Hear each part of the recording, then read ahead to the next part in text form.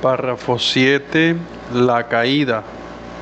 Número 385.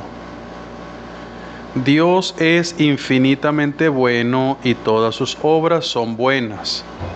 Sin embargo, nadie escapa a la experiencia del sufrimiento, de los males en la naturaleza y sobre todo a la cuestión del mal moral.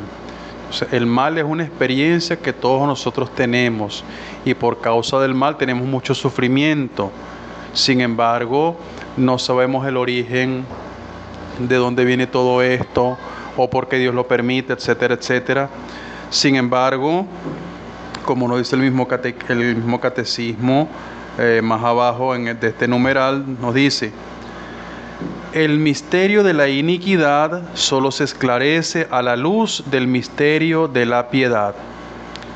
La revelación del amor divino en Cristo ha manifestado a la vez la extensión del mal y la sobreabundancia de la gracia. Entonces fíjense, si Cristo derramó su sangre por todos los hombres, su acción salvadora tiene alcance universal, es porque universal ha sido el alcance del mal. ¿Ve? Por decir solamente ese ejemplo, por supuesto, hay muchas otras cosas que podemos reflexionar, pero para que nos demos cuenta pues de cómo lo que nosotros agradecemos a Cristo, alabamos de su poder, de su gracia, de su amor, de su santificación, de su misericordia, es porque el Señor no hace sino responder a esos efectos del mal. Y por supuesto el Señor no solamente ha respondido, remendando la falla, sino que ha hecho mucho más. Por eso aquellas palabras de San Pablo, citadas por el Catecismo: donde abundó el pecado, sobreabundó la gracia, porque Dios no se deja ganar en generosidad. Primer punto: donde abundó el pecado, sobreabundó la gracia. La realidad del pecado. Número 386. El pecado está presente en la historia del hombre. Sería vano intentar ignorarlo o dar a esta oscura realidad otros nombres. Para intentar comprender lo que es el pecado, es preciso en primer lugar reconocer el vínculo profundo del hombre con Dios. Es decir, si nosotros no reflexionamos primero el plan de Dios para el hombre, ese estado de amistad, de armonía en el que Dios lo creó y lo colocó en el paraíso, nosotros no vamos a comprender pues las consecuencias que tiene el pecado. Porque fuera de esta relación, sigue el Catecismo, el mal del pecado no es desenmascarado en su verdadera identidad de rechazo y oposición a Dios. Fíjense, esta es una clave importante. Entonces ya el pecado se nos va mostrando no como un errorcito cualquiera, sino como un rechazo a Dios, un ponerme frente a Dios, un darle la espalda a Dios. Y esto es importante que nosotros lo vayamos comprendiendo. Tenemos que llamar a las cosas por su nombre. Por eso el pecado no es un errorcito cualquiera.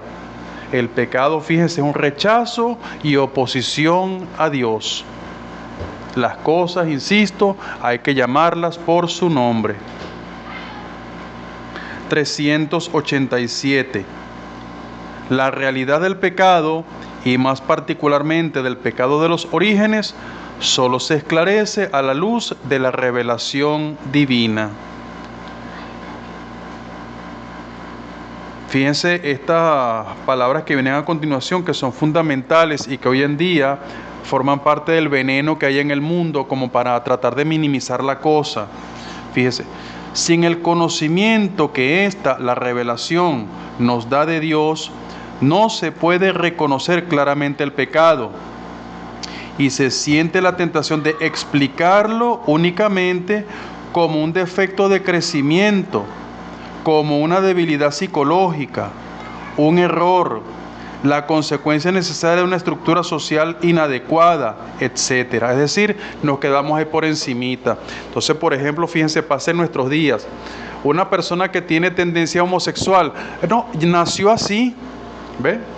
Y en ese nació así, fíjense, sencillamente como que le atribuimos a la naturaleza la culpa de que esa persona tenga esa tendencia, ¿ve? Y ya pues lo dejamos de ese tamaño, no hay problema, no pasa nada, ¿ve? A eso es lo que nos quiere llevar el demonio, o sea, que nosotros sencillamente le restemos importancia, ¿ve? Y al restarle importancia, por supuesto, mira, nos quedamos en una falsa pastoral donde, bueno, mira, lo importante es que tú seas feliz.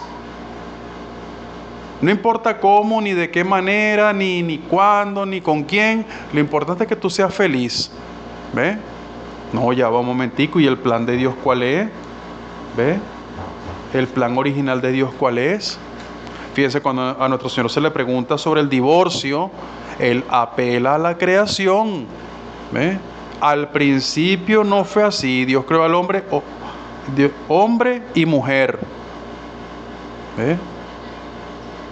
Así también nosotros, pues en nuestra vida de fe, si nosotros no acudimos a esta enseñanza, a la revelación, vamos a terminar deformando las cosas. ¿Ve?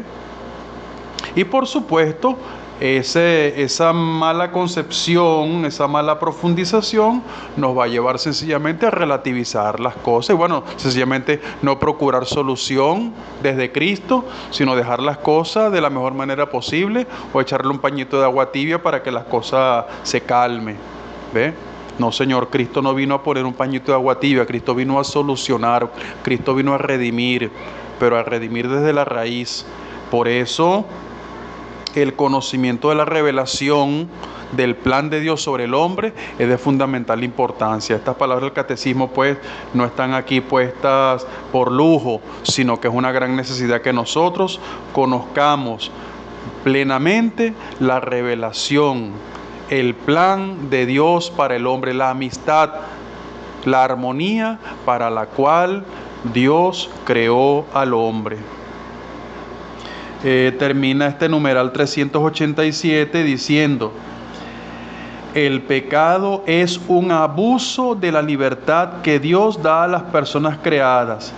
Entonces fíjense, numeral 386, el pecado es rechazo y oposición a Dios.